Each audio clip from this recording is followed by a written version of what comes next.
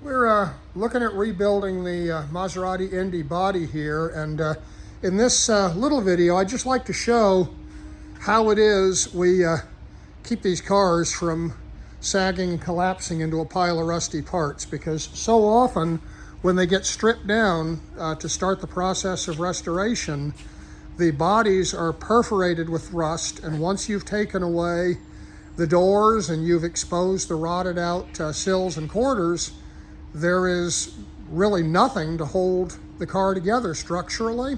So what they do is they fabricate a dolly to put the car on.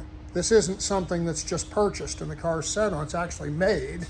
And it's welded to the most sound points that we can find on the car.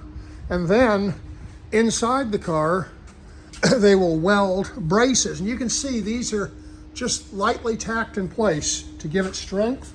But the purpose of this is the welded structure pieces keep the car in shape through the process of restoration, and then they come off towards the end when the car's own strength is restored.